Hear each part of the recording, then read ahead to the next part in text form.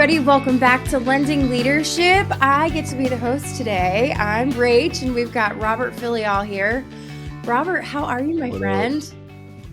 Good. How are you? Good. I'm excited to dive in here. Listen, I have not read the questions in advance, so away we go. You know, I think there's two kinds of people in this world. People who want to be overly prepared. Give me the questions. I need to see everything first. And I'm kind of like you too. I'm like, let's just roll.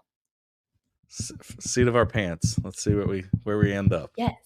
Flying by the seat of our pants. So, okay, obviously this is a show about leadership for mortgage loan officers, but I think a lot of what we talk about applies to really anyone in the leadership space. What do you think that people misunderstand or maybe misconstrue about leadership, being in the position that you're in and leading a team, leading a company? Is there a common misconception that you would say? Yeah, I think so. And I think, to your point that this is kind of a universal topic that can really apply to any business or, any situation, is because leadership is universal, right? I think where people mess it up is they get leadership confused with management, right? Ooh. And that's where you like management is for process. It is for the way something is done. It has nothing to do with people. You lead people, you manage processes. And I think people get that mixed up a lot of times, right?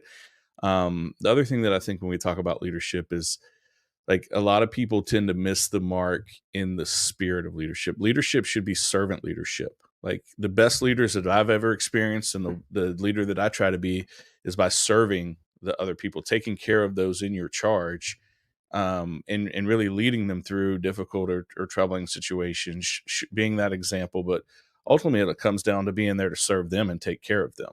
And I think when you look at people who are trying to manage people, they miss that piece of it, and it's more of like a self-serving, do what I say because I said, instead of the leadership style, which is we're going to do this because this is going to be best for you, and here's going to be the end result that you benefit from.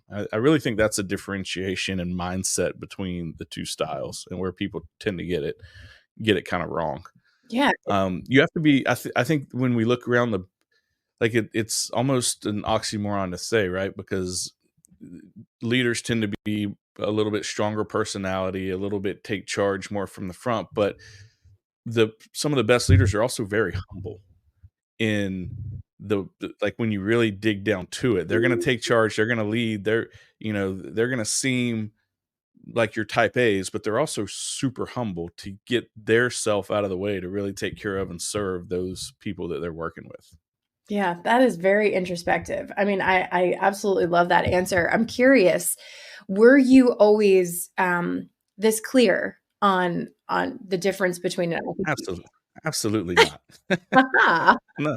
I mean, that's the other thing. Like leadership is a habit. It's a trait, right? It's like anything else. It's a learned behavior, and no one starts off strong. You develop into a leader over time.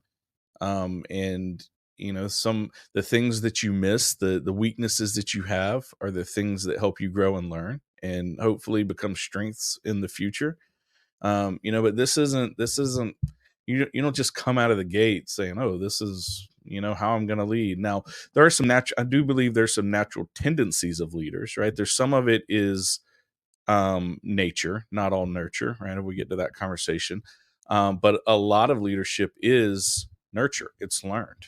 So you can look at a DISC chart or any of the, Briggs Meyer, or any of those kind of situations out there, and you can see some normalized traits amongst leaders, but the actual leadership, the skills, the style, the implementation of it, the knowledge of it, the wrapping your arms around it, and really the building of your style, that's all learned behavior. It comes over time in situations, That's why that's where experience really comes into play. Because the more experience is the more opportunity that you've had to lead, the stronger of a leader that you're going to have the opportunity to be, right? That's why as we kind of sew into people and work to develop them and and bring them, to whatever their goals in life are, you have to give them the opportunities. You have kids, I have kids, I have 14-year-old twins. Like we're doing that now, right? Like you give them opportunities to take leadership, right? To see how they're going to step up, to see what decisions do they make, and then that gains experience and they learn from that, and it's all just a compounding effect. Kind of went off a little tangent No, there, but yeah. that was good. So there, I mean, I innately believe that there are a few, standard kind of traits you see in leaders, but 90% of leadership is learned. I think a lot of people would be happy to hear that, surprised to hear that, because so many times, you see in children, you see those kids who step out of the comfort zone. They're the loud ones, they're the strong ones. Oh, there's a future leader right there. But that is probably a strong misconception. And I think a lot of people, maybe they have that in their heart and they want to do that, but they think, oh, that's not me. I could never step out in that way. But I would agree. I think leadership takes a lot. You have to be very, very introspective. You have to be very focused on your flaws and be open to hearing other people's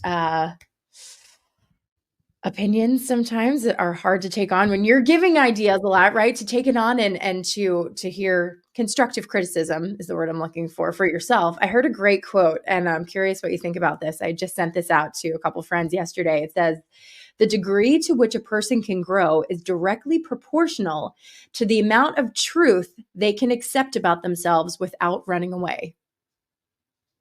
I love that. I think that's very, very accurate. I was just thinking as we're talking about this, like to be a strong leader, you have to be really vulnerable, You do. right? Like you have to, be willing to take the criticism, be willing to, take the feedback, be challenged, right? And I think that's why some people shy away from it, because it's not easy. And you're gonna mess it up. There's gonna be times when you're wrong. You're gonna muff something, and that's difficult. It's what's that old cliche? Like if you don't stand for something, you'll fall for anything. Like there's Yeah. 100 of them out there, right? Yeah. But that's really what it comes down to, is just being open to being really raw and transparent and vulnerable, and putting those that you're trying to lead ahead of you. um I really believe that if you do that, then the results follow, and I've seen it through my career. It's been pretty rewarding. And you mentioned you're a parent, twin 14-year-olds. It is the same thing. We're parents too, and mentors to those in our company, or parents to our own family. And if that doesn't make you stronger, parenting teenagers, I don't know what else does. And I think it goes with anything. I'd heard someone say the other day, yeah, parenting is really hard when you're doing it right. Leadership is Yeah. hard when you're doing it right. Obviously, we Yeah. can take time and invest in ourselves, but that's the honest truth of it.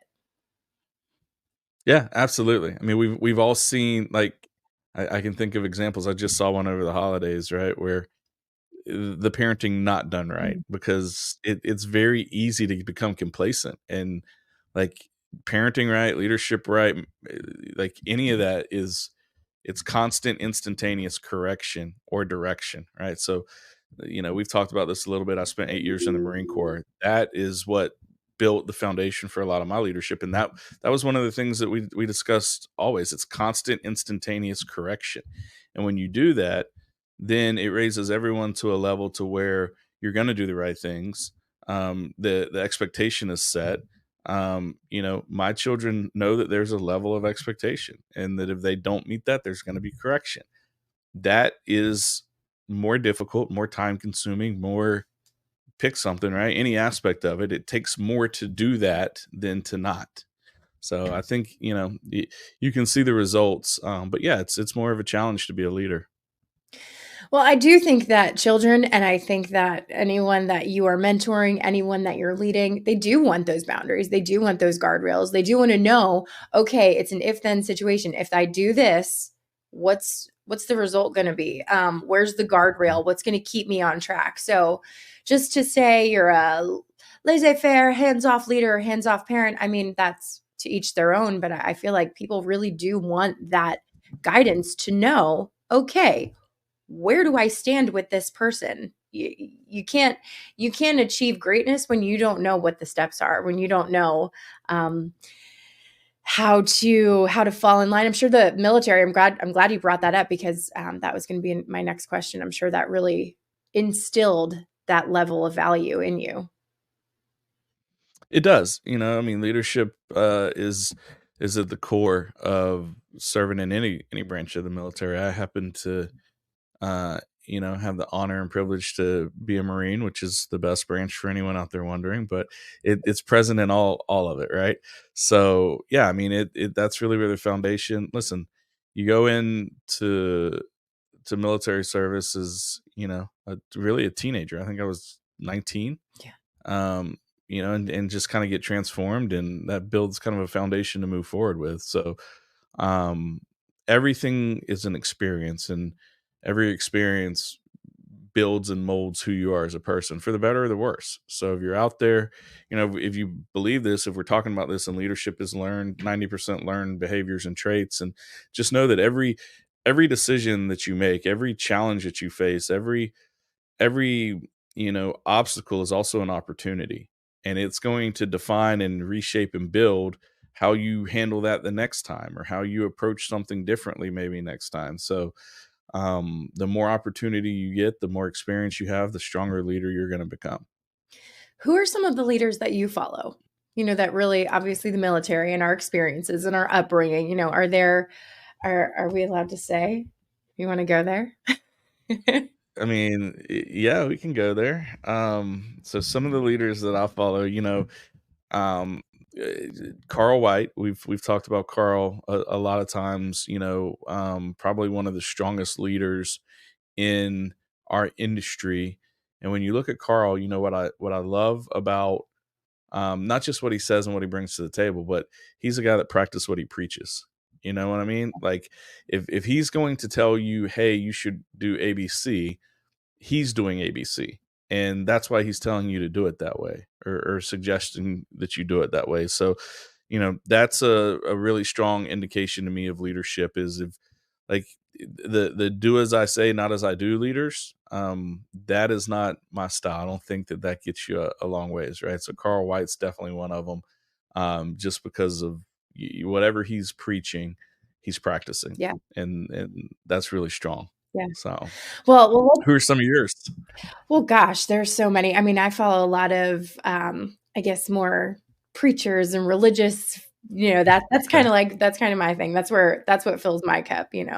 Um, I love Priscilla Shire, and don't laugh, but I'm not I laughing. love I'm not Candace laughing. Cameron Bure. I love her. I love everything Okay. she brings to the table. Someone that's really, really well rounded. But I wanna back up on something you just said, because I see a lot of people, on Instagram, on Facebook, in this world where everything is so instantaneous now, where you see a lot of coaches.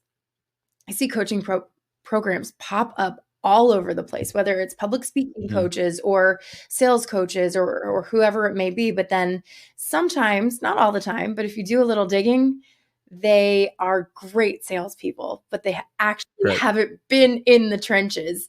Do you think that it's okay to be a great salesperson and be able to lead people without being in the trenches? Or is it a must to have been in the shoes of the people that you are trying to direct and lead? Well, I think that really is an individual choice. You know what I mean? For me, the old saying is, those that can't do teach, right? So I do think that there is some aspect of being able to coach and being able to lead, that will bring value and help people, level up their game in whatever aspect of it is. That doesn't necessarily mean that they did it, or they were in the trenches, Mhm. right? I mean, if let's look at professional sports, Right. right? You look at hitting coaches, or, quarterback coaches, right? Like, I don't know who Tom Brady's quarterback coach was, but he had one, and he wasn't a multi-winning Super Bowl quarterback, the GOAT of quarterbacks, right? He knew the fundamental, and had the accountability teach them. So I don't think that it's a 1-for-1 transfer. I think that you absolutely can coach and, lead and help develop people without having been in the trenches. But there has to be results, right? There are some of those coaches out there, there are a lot of fluff and not results. And that's, we could say that about anything, right? There's a lot of overpromise, never deliver, as Dave Holland would say, in our industry. That comes with companies that you talk to, that comes with coaching. So, what I always say, this is a good rule of thumb for whatever you're trying. If you're ever trying to make a decision, where should I work? Where should I coach with? Should I do this? Should I do that? Talk to past people, right? Talk to people that are in that coaching platform now and see what their results have been. Talk to people that are at that company now. Look at, have a clear vision and goal of where you want to take your business, right? Where is it now and where do you want to take it? And look in whatever you're looking to implement and say, are there people that are doing what I'm looking to implement that have a business at the level that I'm trying to go? Because if someone else has done it using those methods, or, pairing with whoever, or partnering with whoever, then the path forward for you to do it is much easier. There, if you look at let's use a company, for example. If you look at a company and, you're at $20 million of production and you want to go to 60, and they don't have any $60 million producers of that company right now. Mm-hmm. Well, can you get there? Can you, push through and figure it out and make the way? Probably. Is it going to be a hell of a lot harder than if you align with a company that has 10 stories where they've taken someone from 20 to 60 million? Yeah, it's going to be a lot harder because it's kind of a wash, rinse, repeat, right? So I would challenge anyone out there, like anytime you're looking at a coaching, making a company switch, anything, talk to past clients. This is why we lean into reviews as we buy products, right? It's sometimes it's funny to me that, we will spend hours looking at Amazon reviews before we buy a $10 whatever, Mm-hmm. but then we're going to invest thousands of dollars in coaching without having conversations with people that are actually in the coaching platform. It's kind of crazy. It is kind of crazy. And I mean, I think that applies to a lot of different things. When we want that instant gratification, we want to check the box and say, I did it. I'm doing it. So that means I'm going to get the results. It doesn't always work like that. But yeah, I will scour Amazon reviews and look for, the star, the number of reviews. But you're right. When it comes to something that is bigger picture, more important, are we putting in that due diligence? That's a great question to ask yourself, folks who are listening. Gosh, so much to unpack there. Yeah, I want to go back to, because I love that you brought up the fact that even Tom Brady, best quarterback of all time. I'm an Eagles girl, but I'll say it. Best quarterback of all time. We all know. Can't argue it. We know. Yeah. But even he had to have a coach. I think that's kind of an aha moment. Yeah, that was a great analogy there. Let's focus a little bit and switch gears just a little bit about, your past and things that have brought you to the position that you're in now. You've had a long career in mortgage. You mentioned military, family. What would you say is the biggest driver in your life right now, that is propelling you to, number one, to have made this change and to have been part of the collaboration to start this awesome establishment and new company? And then going forward, what propels you? What pushes you? Yeah, I would say, that's what's your why, right? And that's a great question for everyone out there. If you don't know what your why is, then that's something you should probably spend a little bit of time thinking about and kind of developing. So, this of course changes over the course of time, right? So it's not a stagnant answer. Right now my why is kind of two pieces. Number one, it's my family, and it's about providing a legacy for them. My hope is that one day my kids enter this business and can learn the ropes and come up through the ranks, and maybe ultimately be involved in running it and managing it. And It's funny. Are you watching Landman? I watched Landman last night. The newest episode. You're not watching I gotta Landman? write that one down. And yeah, it's a good show. So the episode that I was watching last night, I'm trying to catch up a little bit, but this guy owns an oil company and he had a heart attack and he's in bed, and Jerry Jones is in there bedside in the hospital talking to this guy, talking about all the legacy that he's built. But the thing that he's most proud of is he brought his kids into the business with him, and then he got to work with his family every day in and day out. Yeah. So, a lot of people, when you come to the end of your road, maybe your coworkers are there, your family's there, but he got to blend both of them together into one.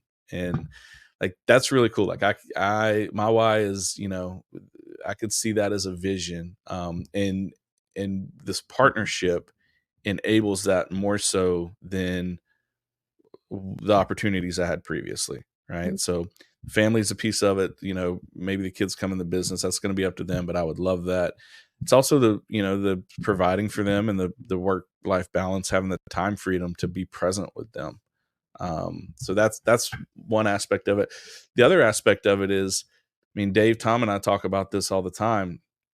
There's a severe lack of leadership in our industry, and people that have just a heart and a desire to help loan officers grow and to really build a company built for loan officers to thrive. When you look at the landscape of mortgage companies out there, I'm biased, but we're really trying to build something that's different than the status quo that's out there, that has an extreme amount of leadership and ownership and very hands-on and very culture forward, and just a place where loan officers that want to just grow their business can come and thrive. And that's something I'm very passionate about and that fuels us every day. Like every day we're looking at what can we do to get better? What do we need to do to make this the best damn mortgage company that's ever existed? And I would make a bold statement that says the other mortgage company owners out there, they don't have that same vision and thought currently. It's not a knock on them. It's just it's a little bit more status quo. They don't have the drive to build it, to develop it, they don't attack it every day like we do, with just a relentless pursuit of that single vision and goal, which is to build the best damn mortgage company that's ever existed. And why do you think that is, that there is a lack of leadership in the mortgage space? We had just said, there's tons of coaches out there. There's sales coaches, there's public speaking coaches. Why is it in this little niche that we live in called the mortgage industry? Why is there a lack of leadership when there are more resources, I would venture to say, than ever before in history? More connection, more connectivity, more tech. So what are they Oh, missing?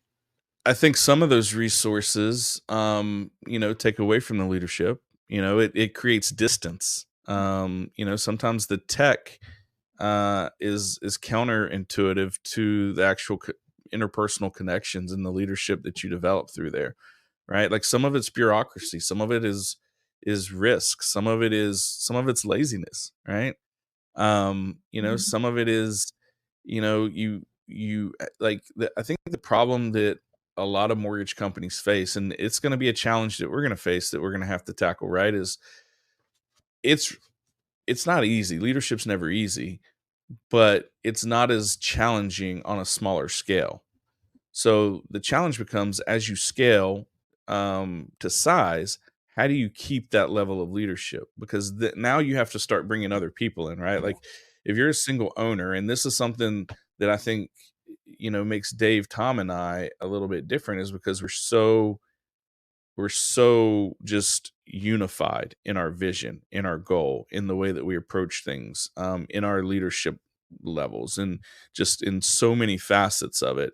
But in a lot of places, you look and say, okay, it's a single owner entity, and now you want to scale. Well, now maybe you have to bring in some mid-tier managers who aren't as strong of a leader or don't have the same passion or the heart. Right now you have an employee who maybe isn't on the same level, right? So I think that's one of the unique perspectives with us, is coming together. Now you have three owners that give us more capacity to scale. But at some point we're going to hit the same challenge, right? Like, and I think that's where you have to make tough decisions, and you have to set the standard really high in who you entrust with the keys to the kingdom, so to speak.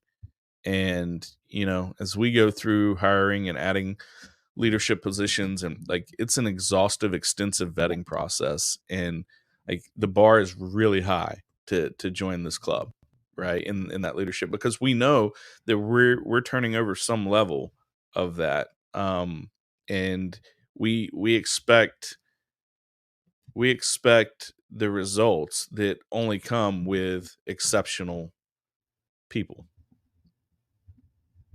Get them on the bus. Did that answer your question? Did I get a little off tangent No, there? you didn't. No, this is what I want. I want this real conversation because, a lot of companies say, oh, well, we don't just hire anyone. And again, this doesn't mean just mortgage companies. That's everyone across the board in a leadership position. Mm-hmm. But when push comes to shove, all of those things that I think you mentioned before, time, maybe a little bit of complacency, maybe just, I don't want to say greed, or, good things and bad things can get in the way, but to be uber focused on what your mission and goal is. And I do think that there is a very unique dynamic going on here, because there are 3 of you in the leadership position, 3 of you at the helm. You don't see that in many companies. So, sometimes you have. Let's be real. You need someone to call you on your crap sometimes. Thank you. Right. And when if you're the end all be all, like, that doesn't normally exist. Right. So we keep each other in check and accountable. Right. There's times where I'll be totally in love. We just had a situation. I was totally wrong about something.